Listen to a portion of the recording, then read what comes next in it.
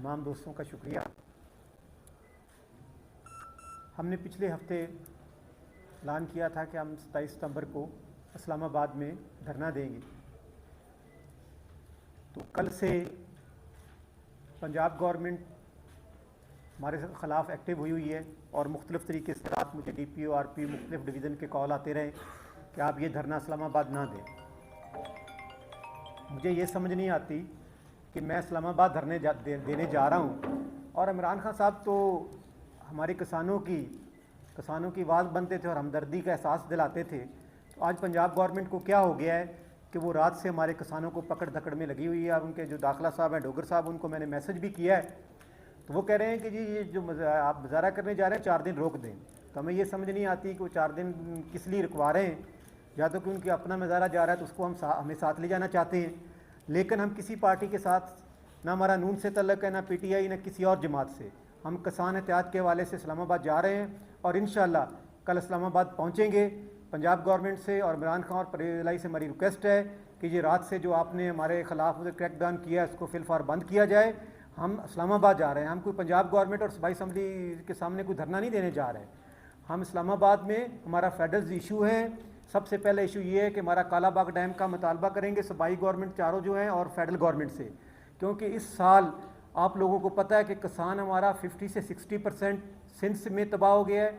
2-2.5 लाख एकड़ जो है, 2.5 लाख से एकड़ अबाव जो है बलूचिस्तान में है, और इसी तरह जनूबी पंजाब के 2 डिवीज़न तकरीबन कंप्लीट जो है ना वो तबाह हो गए। और इसी तरह KPK के भी इसी तरह हमारे किसानों के मसाइल हैं।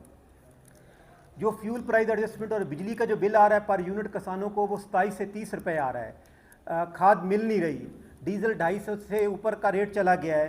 तो क्या हम इस कास्ट में गंदम काश्त कर सकेंगे?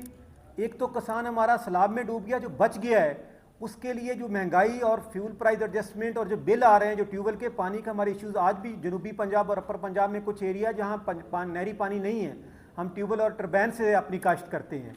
इसी तरह बलूचिस्तान में अभी आपने सुना होगा कि सोलर का इन्होंने किया था कि हम किसानों को सोलर दे रहे हैं।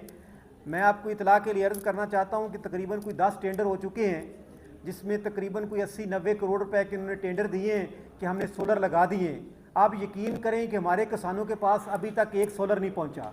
वो 17 लाख रुपए का सोलर दे रहे हैं ठेकेदार को, और कोई कहीं जाके कोई लाख रुपए किसी को देते हैं, 16 लाख रुपए ठेकेदार अपनी जेब में डाल लेता है। तो मेरी गवर्नमेंट ऑफ बलूचिस्तान से रिक्वेस्ट है कि खुदा के वास्ते, किसान पहले डूबा हुआ है, बाकी जो किसान के लिए आपने सोलर प्रोवाइड कर रहे हैं वो तो किसानों को मिल ही नहीं रहे। जिस तरह आपने डैम बनाए थे, डैम में आपने इतने नाकस मटीरियल ठेकेदारों से कमीशन लेके बनाए थे कि सारे के सारे डैम तबाह हो गए हैं। और अभी हम सोलर के बारे में गवर्नमेंट से रिक्वेस्ट करते हैं कि हम 27 को इस्लामाबाद में जा रहे हैं और 27 को हम प्राइम मिनिस्टर से और मुख्तलिफ इदारों से, चीफ ऑफ आर्मी स्टाफ से और नैब के पास जाके एप्लीकेशन लेके जाएंगे कि जो बलूचिस्तान में अभी टेंडर हुए सोलर के, एक सोलर भी किसान को नहीं मिला।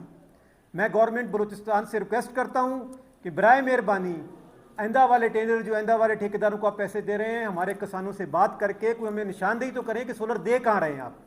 और दूसरा, इंशाल्लाह शाम को हम इस रैली के सूरत में इधर से निकलेंगे। सिंध हमें रास्ते में मुल्तान में टच करेगा। रैली हमारी ओकाड़ा बाईपास पे पंजाब के सारे दोस्त हमें वेलकम करेंगे और इंशाल्लाह 27 की रात तक हम इस्लामाबाद होंगे और 28 की सुबह को हम पहले एहतजाज करेंगे, गवर्नमेंट से बात करेंगे। अगर नहीं बनी तो हम इस्लामाबाद असम्बली हाउस के सामने जाके धरना देंगे। सर, कितने एकड़ पर मुश्तमिल आपकी ज़मीन को नुकसान पहुंचा? क्योंकि PDMA की जारी करदा जो रिपोर्ट है उसमें 9 लाख एकड़ बताया गया है।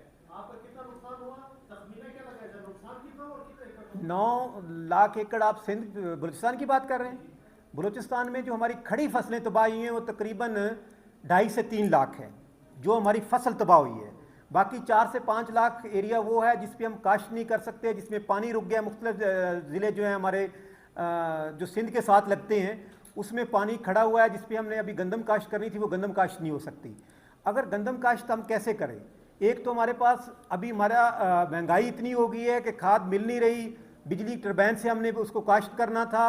बीज जो है ना वो गंदम का में, क्योंकि बीज सारा हमारा जो पानी में था वो ख़राब हो गया है, तो गवर्नमेंट ना हमें बीज प्रोवाइड कर रही है ना हमें। और बाकी जो हमारे कर्जे थे, किसान हर साल कर्जा लेके अपनी फसलें काश्त करते हैं।